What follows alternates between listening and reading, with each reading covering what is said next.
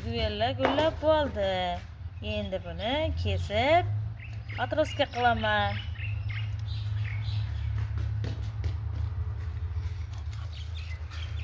Endi buni yerdan kesamiz. Mana. Gullab bo'ldi. Mana bularni kesib tashlash kerak atroska uchun. Gul bor joylarini ham kesib tashlayman. Bunday bir g'uncha bor joylarni 10 sm 10 sm qilib qalamcha qilamiz endi. 10 sm 10 sm 3 ta qalamcha chiqdi bundan. Buni ham olamiz. Mana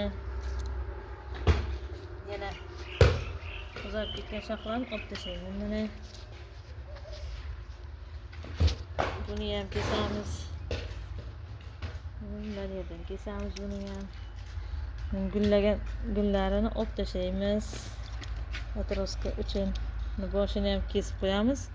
Shu yerdan shoxlab, chiroyli bo'lib o'sadi. Bu gulli turag'aysin endi. Ochiladi bitta qoldi guli. Bo'ldi. Endi bunisi. Buni ham kesamiz. Buni ham kesib olaman. Shakl beramiz bunga. Orqaga o'sib ketgan. Ikkita shox qoldirsak bo'ladi. Chiroyli qilsa.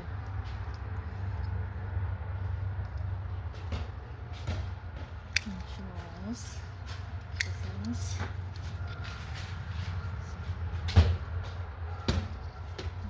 Kesaman. Bitta 5 ta shox qoldi.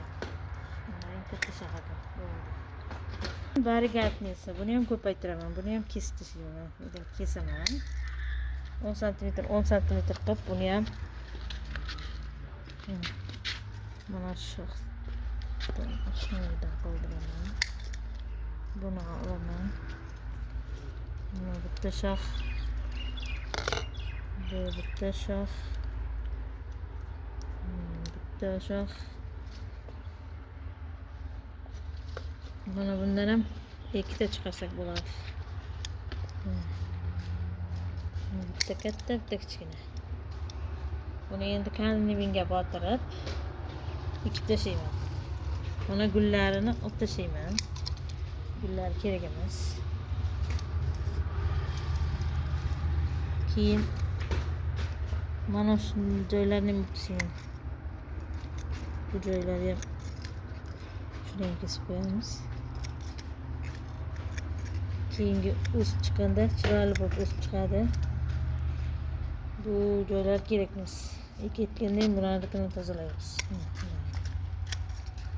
Bularni karnivinga botirib yagomiz, tuproq, ozgina qum aralashtirib ekib qo'yaman. Teplechka qilaman, karnivinga botirib 40 kunda tomir oladi. Endi bular teplechka qilib ekib qo'yaman. Ola salqin joyga qo'yib qo'yaman. Tez tomir oladi. Bo'ldi. Bunga shuni